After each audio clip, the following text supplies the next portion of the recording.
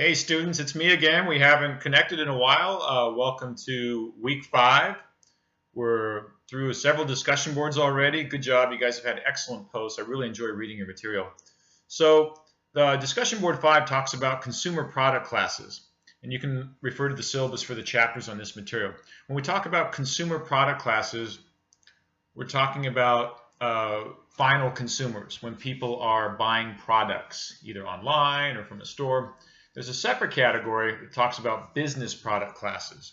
That's businesses selling to other businesses. You don't need to focus on that. You do need to focus on consumer product classes. And there's 4, excuse me while I adjust my lighting here. There's 4 main consumer product classes: convenience, shopping, specialty, and unsought products. So those are the 4 main categories. Convenience products are products that we buy on a routine basis, regularly bought, usually not that expensive. Shopping products are products that are expensive enough or important enough that we are going to do some comparison shopping to make our selection as to which one we're going to buy. Specialty products are when we are looking for the special item, this one particular thing. A wedding dress would be an example of a specialty product where you have to find the exact one thing, or maybe you're completing a collectible. And then the 4th is unsought products. That's products that you're not looking for, but you probably will buy them at some point in your lifetime. Let me give you a little bit more detail on each of the 4 classes. And these will help you with your discussion board, because you need to take the products that I'm giving you for discussion board 5, sort them into the appropriate main category: convenience, shopping, specialty, or unsought, and then also name their subcategory. So that's what I'm going to explain to you now. First off, the main category of convenience products. There's 3 different subcategories here. They can be a staple product, they can be a impulse product, or they can be an emergency product.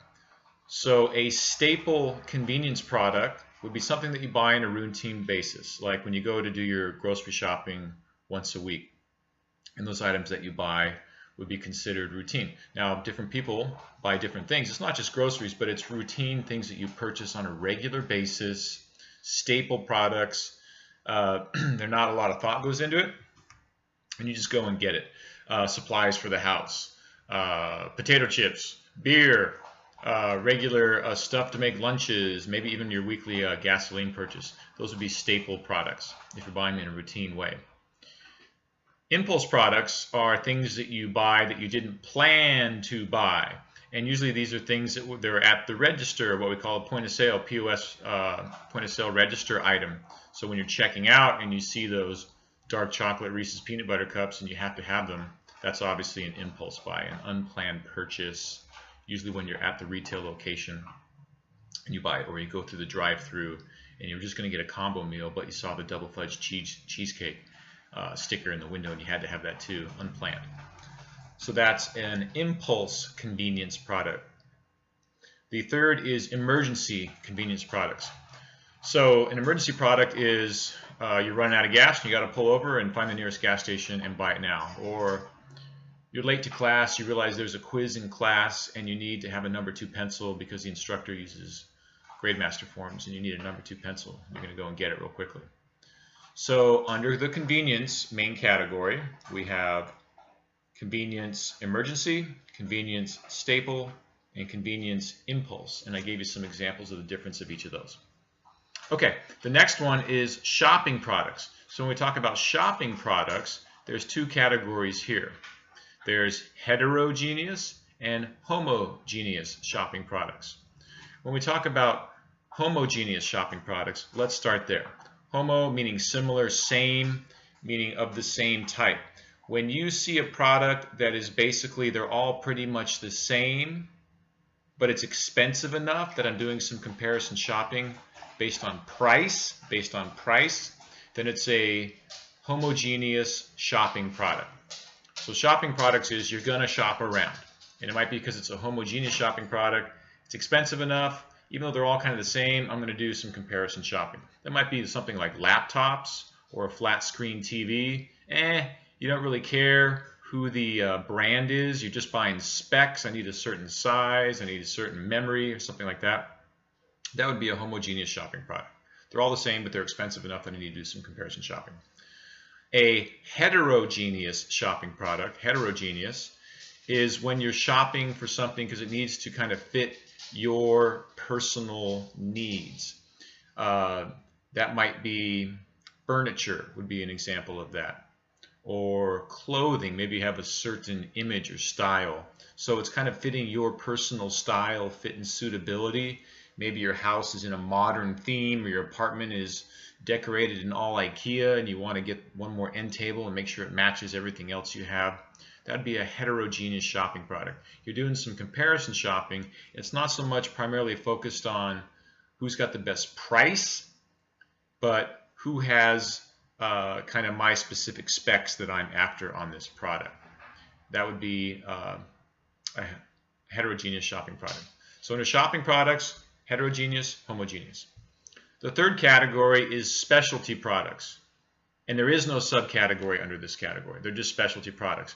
And these are really signaled, identified by the consumer's willingness to search and search until they find the one thing that they're after. And I gave you the example of a wedding dress, or it could be a collectible. So it's a specialty item, and they're going to really comparison shop and try to find that one thing that they need. It's not necessarily about price. It's about finding that one special item that they need. In the last category, we had convenience, we had shopping, we had specialty. The last category is unsought products. Unsought products are products that consumers aren't really looking for. They're not actively searching for them, but they might buy them at some point in their lifetime. And when we have unsought products, there's two subcategories here. They can be regular unsought or new unsought. Regular unsought or new unsought. Let me explain. New unsought products are products that you don't even know that you need yet. So it's something out there that exists. Maybe it's driverless cars, and you're aware of them, but you're not really actively seeking that product yet. There was a time when microwave ovens were a new unsought product. They existed. People weren't buying them because the ovens seemed to get the job done. It was a new unsought product. So unsought products are really essentially a new product category. Cloud computing was in this area not too many years ago.